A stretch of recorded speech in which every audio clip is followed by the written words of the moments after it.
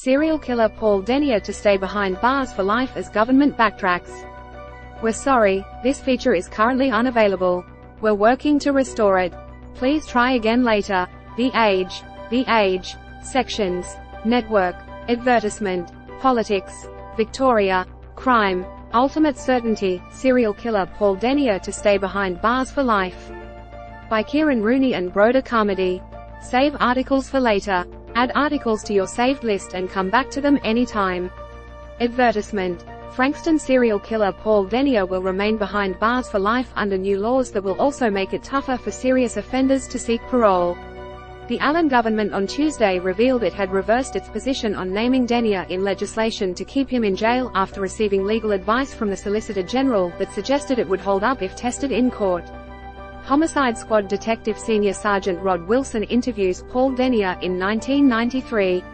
The laws will be worded in the same way as those that apply to Hoddle Street killer Julian Knight and Russell Street bomber Craig Minogue.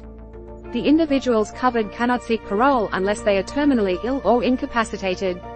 Alongside the Denier legislation, the Adult Parole Board will be given the power to declare a no-return period for people given life sentences, preventing them from making another application for up to 5 years.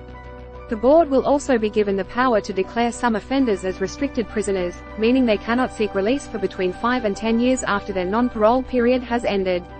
Prisoners in this category will fall under strict criteria for serious offending such as committing multiple murders, murdering children or committing a sexual offense during a murder.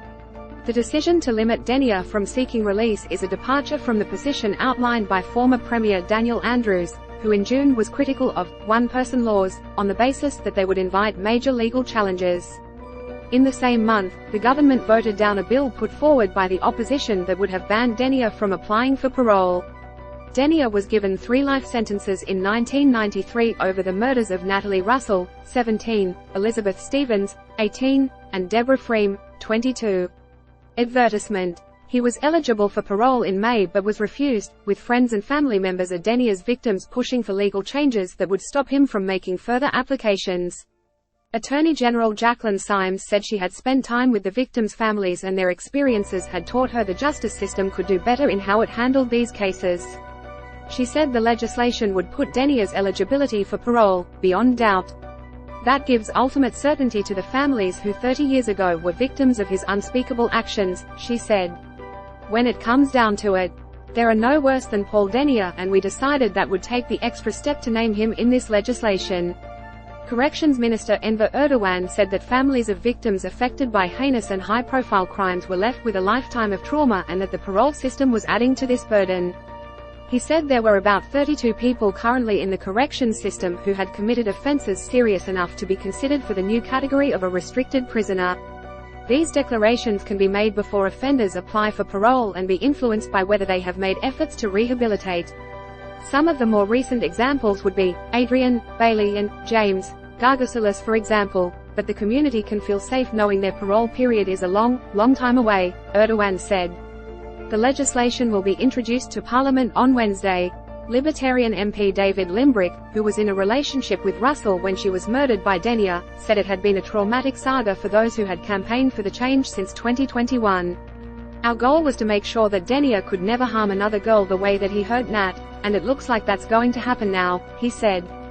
I've spoken with a number of people involved in this, and they're very relieved at what's happened. Opposition leader John Pesutto welcomed the change, but said the move should have happened months ago when the Liberals and Nationals proposed it in Parliament's upper house. We are pleased for the families of the victims, and it's only a pity they had to go through more unnecessary grief before the government came to its senses, he said. Our breaking news alert will notify you of significant breaking news when it happens. Get it here. Crime. Victorian Parliament. Most viewed in politics. From our partners. Advertisement. The Age. Twitter. Facebook. Instagram. RSS. Copyright 2023.